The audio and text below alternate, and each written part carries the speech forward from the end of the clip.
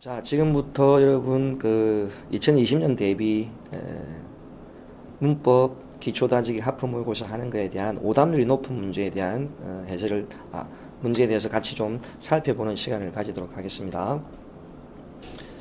지난주에 총 3회를 이번 주에 총 3회를 문법을 했는데, 자, 1회에서 학생들의 오답률이 좀 많았던 게 6번 문제였고, 오답률이 한 58% 해서 한 59% 정도의 오답률이 나왔었습니다. 근데 이것 보면, 항상 시험 문제를 풀 때는 이 문제의 의도가 뭔지를 갖다가 좀 파악하는 게 필요해요. 요즘에 시험에 이렇게 보기를 주고 문법을 물어보는 문제가 좀 많아졌잖아요, 예전보다. 그런데 이게 이제 이 보기에서 힌트가 있기 때문에 이런 문제를 물을 수 있다는 거죠. 그럼 일단 이 문제를 볼 때, 1음절, 2음절 됐으니까 음절이 두 개잖아. 그럼 1음절에서 입안의 통로를 막고 코로 공기를 내보면서 이렇게 보면 여기에 코를 공기로 내보낸다 이렇게 돼 있지 않습니까? 그렇죠? 이걸 통해서 여러분 빨리 이거 음운 물을 때 콧소리, 비음을 말하는 거구나 하는 걸 빨리 떠올려야죠. 그러면 머릿속에 여러분 생각 속에 떠올라야 될 게 뭐냐? 소리는 방법에 따라서 발음, 마찰음, 파찰음, 비음, 유음 그거하고 관계해서 또 물어보는 거구나 생각하면 비음이 니은, 미음, 미음이잖아요. 그렇죠? 그러면 여기에 미음이 있고 여기에는 미음이 없고 비음이 없고 여기에는 미음이 비음이고 여기는 니은이 비음이니까 일단 2번은 지워놓고 시작을 하는 게 맞겠죠. 그렇죠? 그리고 나서 이제 두 번째 음절은 혀끝을 잇몸에 가볍게 대었다가 여러분 혀끝을 잇몸에 가볍게 대었다가 하면 혀끝 소리. 그럼 여기서 이제 소리는 위치에 따라서 혀끝 소리가 떠올라줘야겠죠. 그럼 혀끝 소리 하면 여러분 뭐가 있습니까? 니은, 디귿, 시옷 이런 계열이 혀끝 소리란 말이에요. 그럼 혀끝 소리가 이게 나왔고 그럼 그 뒤에 잇몸에 댄 채 공기를 양옆으로 흘려보내는 거라고 했단 말이에요. 흘려보내면 결국 뭐예요? 흐르는 소리, 유음이잖아. 그럼 보세요. 혀끝 소리면서 유음, 이 리얼 유음은 혀끝 소리에 속하잖아. 혀끝 소리는 니은, 디귿, 티읕, 리얼 다 니은 계열이 혀끝 소리예요. 그리고 시옷 계열도 역시 혀끝 소리고. 그렇게 충족을 하면 여기에 답은 4번이 되는 겁니다. 그러니까 이제 이렇게 이 부분을 갖다 이제 정리하기 위해서는 일단은 자음의 종류, 소리는 방법에 따라서 소리는 위치에 따른 종류를 우리가 준비를 해야 되고 그게 준비가 돼 있다 하더라도 막상 딱 들어가서 문제에 대한 파악을 못하면 이게 그쵸 문제를 풀 수가 없는 상황이 될 수 있습니다. 최근에 이런 식의 문제가 나올 때를 보면 위에 있는 설명을 딱 해놓고 문제를 물었기 때문에 설명을 잘 따라 읽으면 돼요. 무슨 말인지 알겠습니까? 그리고 이런 수능형의 문제는 문제 자체가 상당히 기초적인 문제예요. 가장 기초적인 문제를 묻기 때문에 문제에 대한 인식만 하면 그렇게 어렵지 않게 문제를 풀 수가 있는 문제가 대부분입니다. 아시겠죠?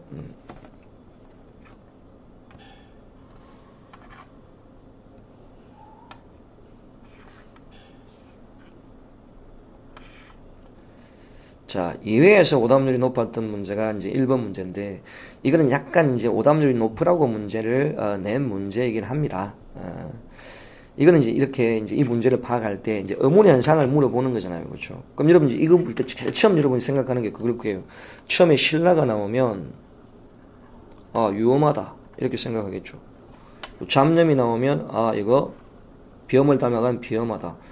여기서부터 딱 어긋나는 거야. 하나는 유엄하고 하나는 비엄한데, 근데 밑에는 유엄하고 비엄하고 없어. 그럼 공통점을 생각해 볼 수도 있다는 거죠. 둘 다 뭐에 속해요? 자음 동화에 속한다. 그렇죠? 이렇게 생각해 볼 수 있다는 거죠. 그렇죠? 그럼 이제 3, 4번에 가서 근데 자음 동화를 연결했는데 밑에는 또 자음 동화가 아니에요. 그럼 밑에는 뭔지를 한번 봅시다. 고기가 괴기가 되었다면 여기에 이가 하나 더 생기는 거죠. 근데 이는 뒤에 또 있어. 그럼 이 뒤에가 앞에 영향을 주어서 이가 하나 더 그렇죠? 생겼다고 보면 뒤에 이가 앞에 영향을 줬다. 그럼 여러분 이 모음 역행동화 이런 걸 배운 적이 있잖아요. 그렇죠? 그죠? 근데 뒤에 있는 놈을 보면 또 좀 달라요. 무슨 말이냐면 기어에서 기어가 되면 이 어가 뭐가 되어 있습니까? 여가 되어 있잖아요. 그럼 이 여가 되기 위해서는 이 앞에 있는 이가 영향을 주는 게 맞죠. 그럼 이런 걸 우리가 배웠을 때 이 모음 순행동화다. 그럼 이걸 다 아는 상태에서 그럼 다 다른데 그럼 이제 크게 봐야 되는 거죠. 크게 보면 1번, 2번은 자음 동화, 3번, 4번은 모음 동화. 그러면 크게 보면 동화로는 똑같잖아요.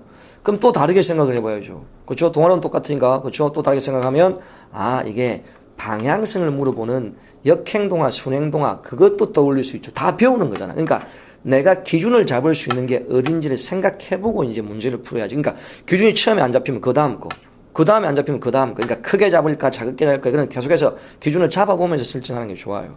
자, 보면 신라할 때는 니은이 리을로 바뀐 건 리을의 영향을 받는 거잖아. 유어마 이게. 잡념에서 비읍이 미음으로 바뀌면 니은이 이렇게 영향을 주는 거잖아. 그럼 다 뒤에 게 영향을 줘요. 여기까지 뒤에 게 영향을 주잖아. 근데 4번은 앞에 게 영향을 주니까 순행동화와 역행동화.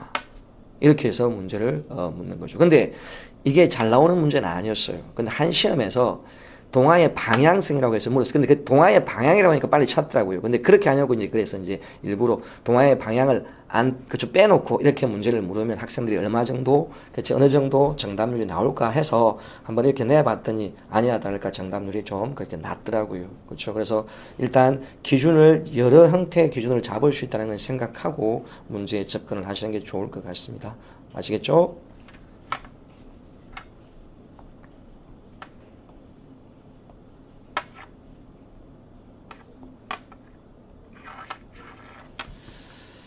자, 그리고 이제,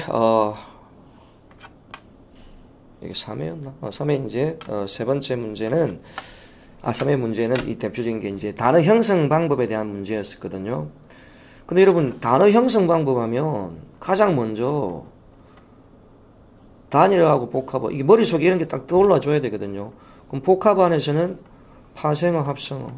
순서대로 가야 돼요.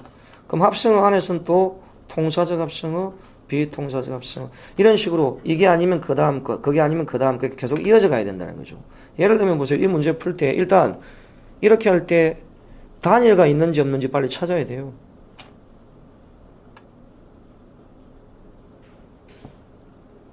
그럼 딱 나눠 놓으면 단일은 하나도 없어요. 그럼 이거는 이제 복합 안에서 파생어 합성일 수도 있거든요. 실제로 보면 형성 방법이 동일한 단위니까 파생어 합성 이제 비교를 해봐야겠죠. 먼저 자, 기차다 하면 기가 차다 둘 다 단어잖아요.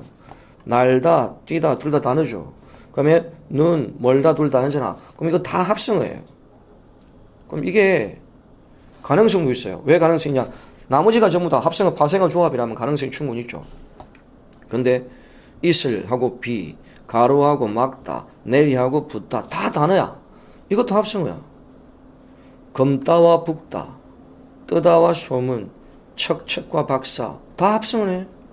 그 다음에 본을 봤다 다 단어잖아요. 굶다 줄이다, 스미다와 들다 다 합성어네. 그럼 결국은 모두 다 이게 합성을 하는 거죠. 모두 다 합성을 하는 거예요. 그렇죠. 그러면 그 다음을 벌써 통사 비통사라고 해야죠. 그럼 이게 통사 비통사적 합성어라. 이게 딱 준비가 되면요. 공부할 때 기준이 있습니다. 통사 비통사는 비통사적 합성을 기준으로 잡아두세요. 통사적 합성은 안 봐도 돼요. 왜 통사 아니면 비통사 아니면 통사니까. 그래서 이제 비통사는 여러분 정리가 되어 있는 분도 있을 거겠지만 두 가지 유형이에요. 하나는 합성어니까 단어가 두 개 결합되어 있죠. 앞에 단어가 용언인지 먼저 보세요. 그리고 앞에 단어가 부사인지 먼저 보시라고. 앞에 단어가 용언이거나 부사가 아니면 무조건 통사로 미세요. 그건 딱 그렇죠. 정해져 있습니다. 딱 그렇게 하면 돼요.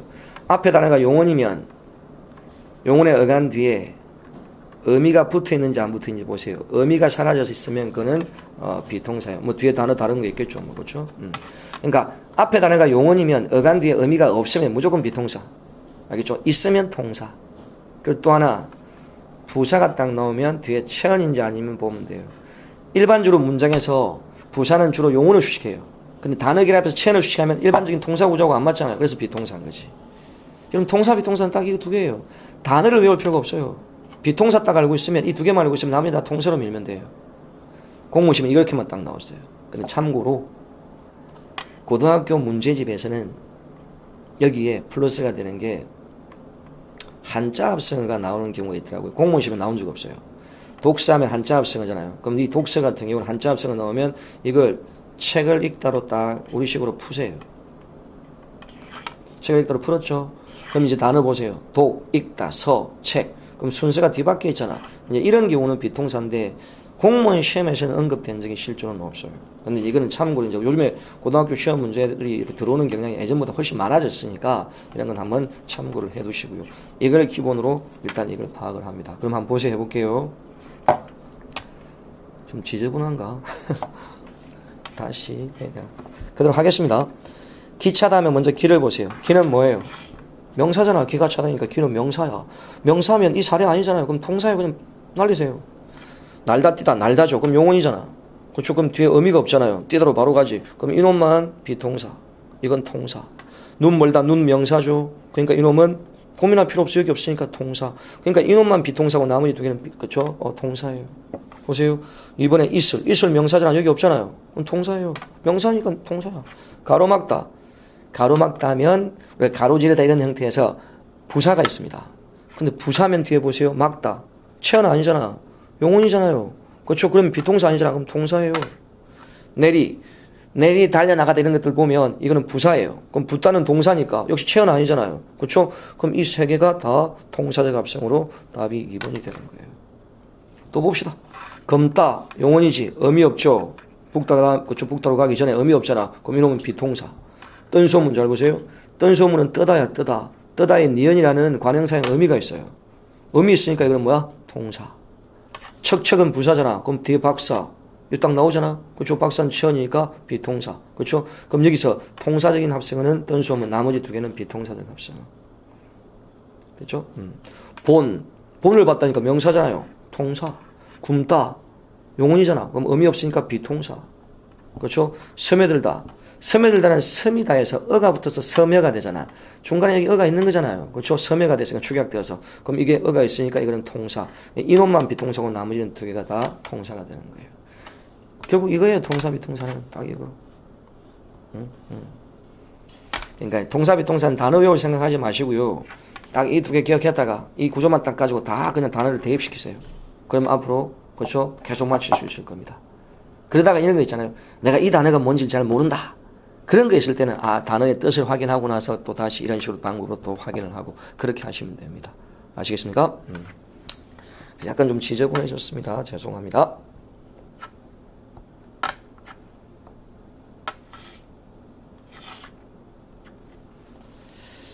자, 그리고 이제 요즘에 이제 나오는 문제 유형 중에서 지금 여러분 이렇게 보는 이 문제 유형은 약간 최근에 나온 문제 유형이에요. 그러니까 최근에 한 5, 6년 전부터 수능의 문제가 대거 들어오기 시작을 했거든요, 실제로. 근데 이제 그 수능형 문제도 좀 단계적으로 들어오는 경향이 있는데 그 단계적인 게 다른 게 아니고 수능 문제집에서 유형들이 조금씩 나오면 한 1년, 2년 뒤에 또 그게 한 번씩 나오고 그런 형태가 좀 보여요. 이것도 최근에 몇 년 사이에 가까운 그쪽 사이에 이게 출제된 유형인데 그 이전에 고등학교 어법 문제집 같은 데서 실제로는 조금씩 보였어요. 그래서 제가 재작년 정도에서 한번 이거 모의고사로 내봤는데 그 다음에 딱 나오더라고요. 그렇죠? 그래서 이런 식의 문제는 보통 이렇게 대입시키는 건데 여기서 좀 추가된 게 뭐냐면 그 이전의 문제보다 좀 추가된 게 의문 변동의 횟수나 그쪽 의문의 개수 이런 것들을 좀 더 추가해서 물었던 그쪽 문제라고 볼 수 있습니다. 근데 이런 건 말 그대로 가장 기본적인 문제니까 그렇죠? 이렇게 대입시켜서 바로가 하나씩 풀어나간다고 보시면 돼요. 자, 여기서 한번 풀어나가도록 합시다. 기억과 니은에서 일어나는 음분 변동의 횟수는 같다. 한번 볼게요.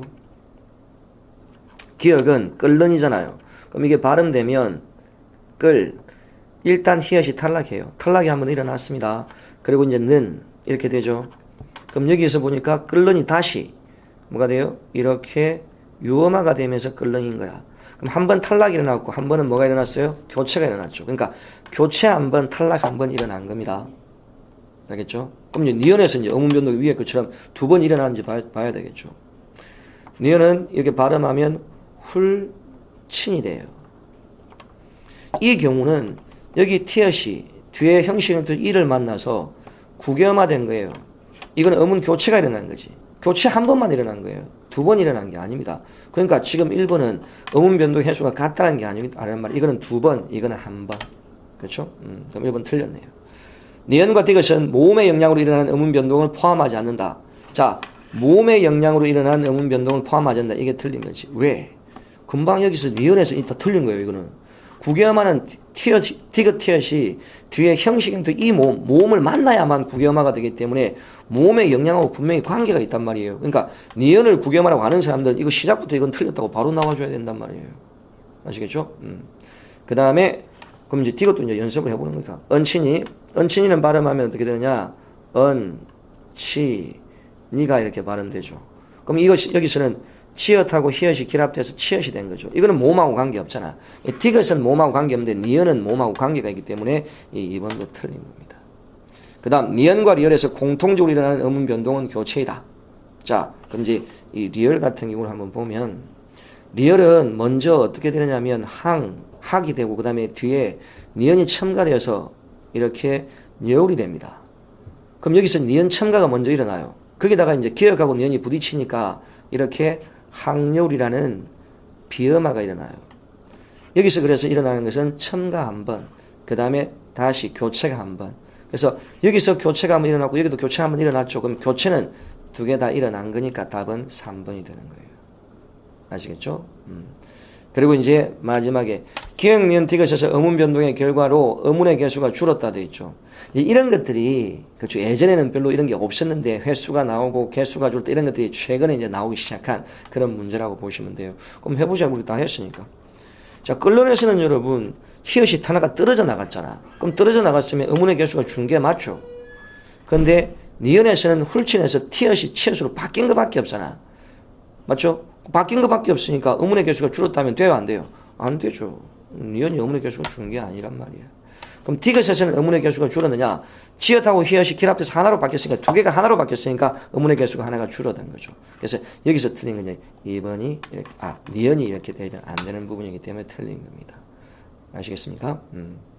자, 그래서 일단 이번 주에서 이제 풀어봤던 문제 중에서 오답률이 좀 낮은 문제들은 이런 정도였는데, 물론 이제 수업을 하면 이렇게 여러분한테 그렇죠 이런 것들을 또 이제 설명을 해드리긴 하지만 또 이제 수업 들을 때하고 이렇게 이제 그렇지 개인적 공간이라는 느낌이 좀 들죠. 이렇게 그렇죠 촬영을 하니까. 그래서 이제 자기 개인적으로 좀 집중해서 보는 거하고 좀 느낌이 좀 다를 수도 있으니까 한 번 들었을 때와 그죠? 자기 혼자서 그냥 개인적으로 들었을 때 또 좀 느낌이 다르거든요. 그래서 이제 이런 것들을 좀 가지고 효율성이 있는 부분들을 조금씩 추가해서 강화하는 형태로 지금 이런 여러분 이건 수업이라기보다는 여러분 좀 약간 뭐라고 해야지 수정을 좀 해두고 여러분한테 좀 보탬되게 도움을 주는 어떤 그런 촬영이니까 여러분 앞으로 이런 자료가 계속 올라가면 꾸준히 좀 보면서 원래 이렇게 문제를 풀다 보고 계속 연습을 하다 보면 좀 문제의 유형 이런 것들이 익숙해지면 생각보다 예전에는 어려웠던 게 좀 쉽게 보이기도 하거든요. 도움을 좀 많이 받으실 수 있도록 그렇게 하고 우리는 또 다음 주에 이런 영상을 또 그렇죠 지도에 했던 걸 또 모아서 또 올릴 테니까 그렇죠 다음 주에 또 수업했던 걸 모아서 올릴 테니까 다음 주를 기다려 주시고 오늘은 여기서 마치도록 하겠습니다. 그럼 지금 자기 직전이라면 잘 주무시고 또 아침에 일어나서 또 이제 이걸 듣는다면 또 하루 좀 활기차게 시작하시기 바라겠습니다. 자, 감사합니다.